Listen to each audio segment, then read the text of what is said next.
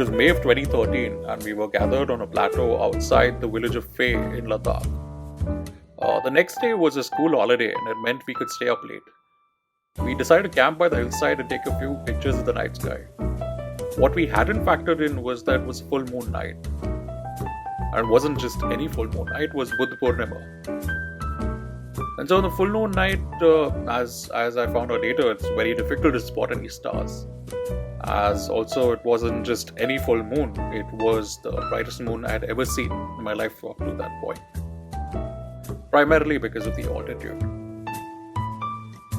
So there we were in the desert in Ladakh, and really curious as to what Buddha Purnima in the Buddhist valley, or the predominantly a Buddhist valley, is like. And so we made a trip to the town of Leh the next day.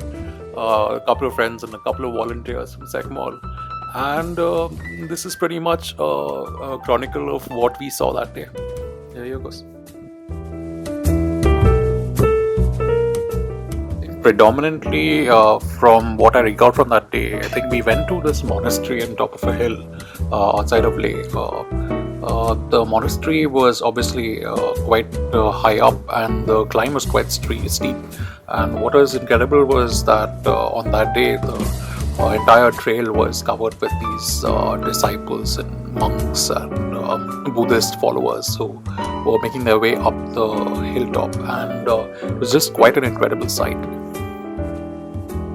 From atop the hill, when we looked down on the town of Leh, we saw that a huge crowd had gathered in the parade grounds, or rather town square of the town, and decided to go back down and see what was going on. We saw crowds of people dressed in costume, headgear, and decorative clothes. But by the time we reached down, I think the program was over, and pretty much what remained was a procession of people going through the streets.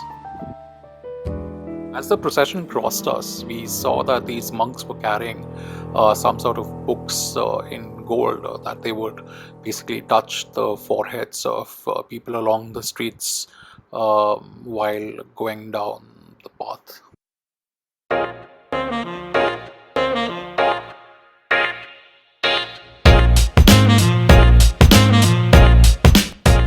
A few weeks later, my time in Ladakh was done, and it was time for me to go back home. But I wasn't taking the traditional route of flying out of Leh to Delhi and making my way back to Bombay or Pune for that matter. I and another volunteer called Lucy, who is from Brighton, decided to take the road route down from Leh to Manali, and from Himachal through Punjab and Chandigarh to Delhi.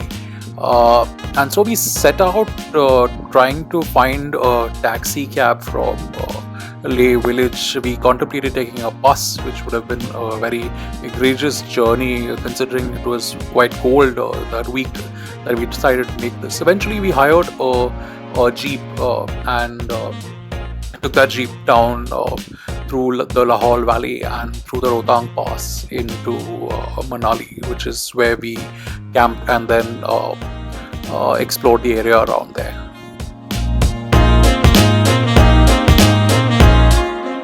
On the road to Lahore, we crossed several checkpoints, whether operated by the police or the army.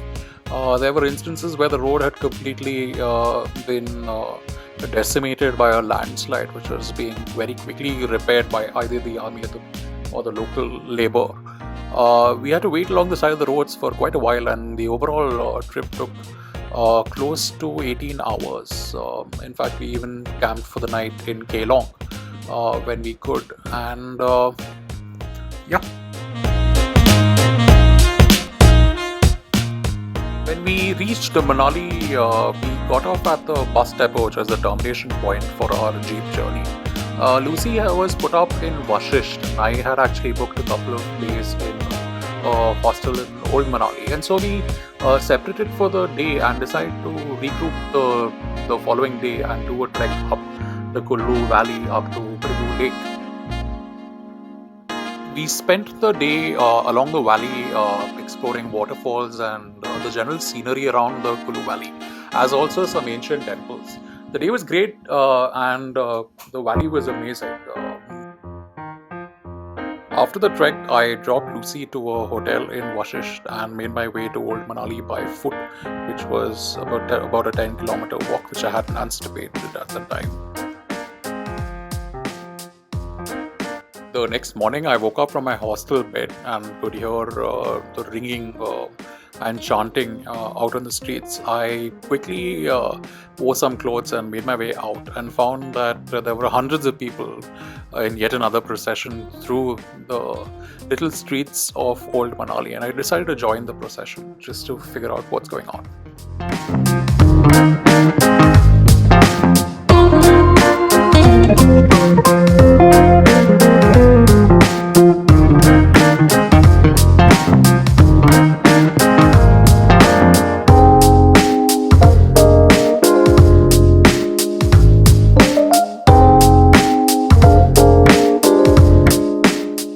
I had some great times in Old Manali, met a bunch of people, had some crazy evenings.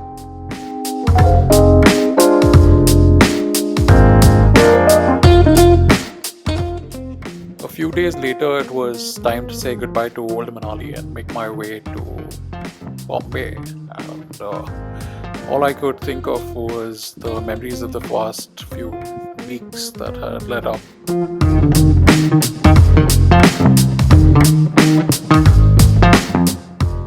Needless to say, it was quite a nostalgic drive home.